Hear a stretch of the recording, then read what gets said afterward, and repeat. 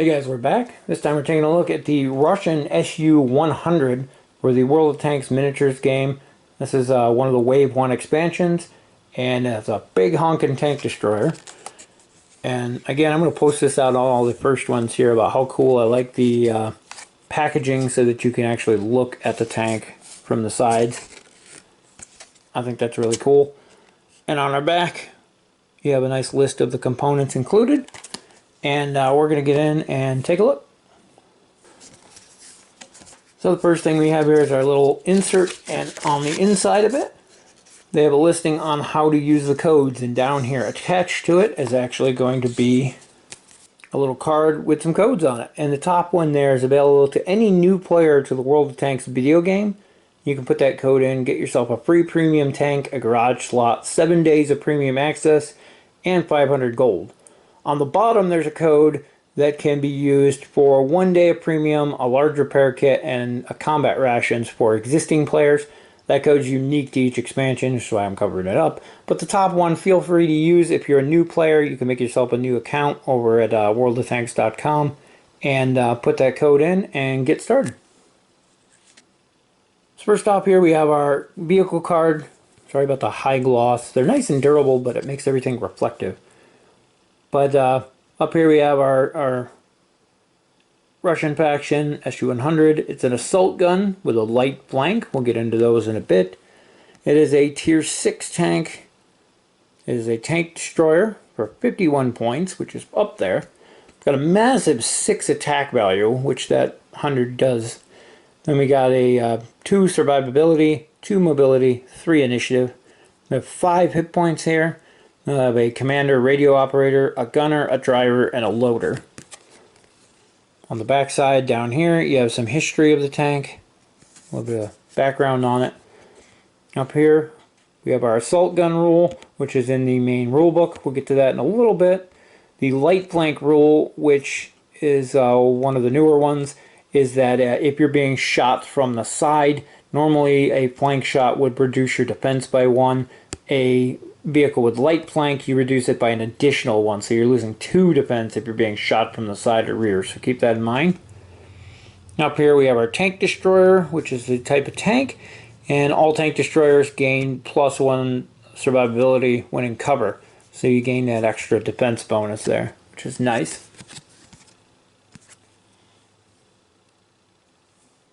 First one we have here is Intuition.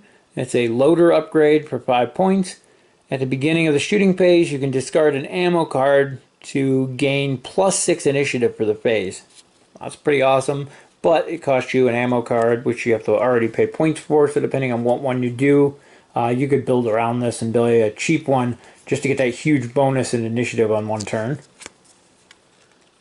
Next we have Coded Optics, which is an equipment upgrade for 3 points, and it gives you +1 initiative.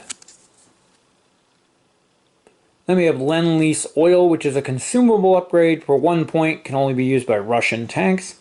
And you discard it when using it to gain +2 initiative during the movement phase. See a trend with these upgrades for this tank.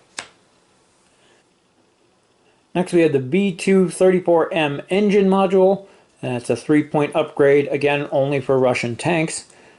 And this one gives you +2 to your initiative during the movement phase. So again, more ways to boost up initiative. Kind of fits the theme of this tank.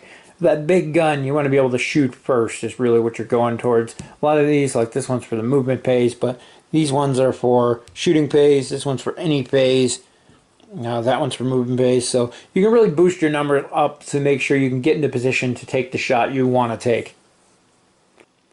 And finally we have Damir Nelrazov. I think I said that right. He's a unique crewman, commander. 9 points, again Russian faction only. He has concealment. While in cover you gain +1 survivability, which is very nice.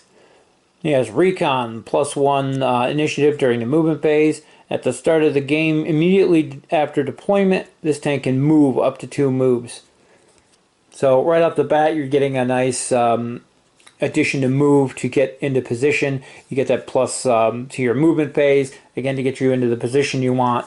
And then you take use of some of these upgrades to boost up your initiative for the shooting phase to make use of that really big gun.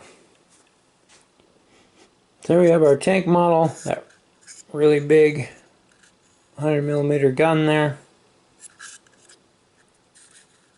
Extra fuel tanks. No real seams or anything. There's one there, but I think it's supposed to be there. So it looks like a pretty well put together model. There's a little bit of a gap on that one. Could just be the design of the model though. But there you go.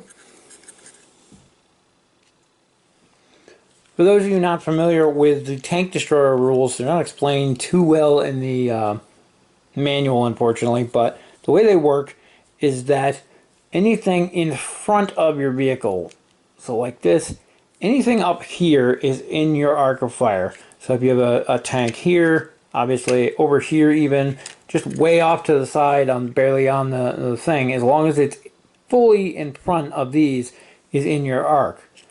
When it becomes an issue is if any little bit of it is behind that line, this is no longer in your arc. If anything is behind this line here, any little bit of it at all, then it also has to be within this arc directly in front of you.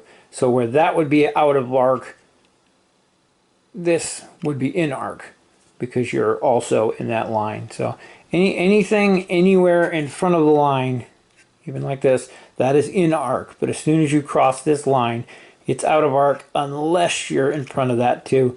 It's confusing at first, but it's easy to pick up on, and it's not explained very well. So figured I would show that out since these are the first tank destroyers coming in this wave.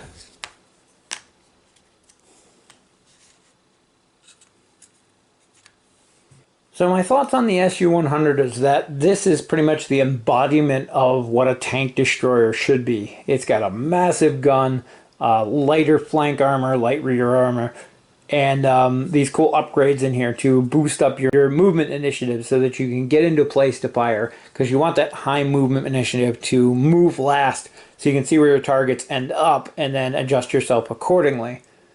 Then you have these other upgrades to boost up your shooting initiative so that you can shoot first. So not only do you get into the position you want to, but you can possibly take out the target before they get a chance to shoot back. And ideally that's kind of the whole point of tank destroyers, in my opinion.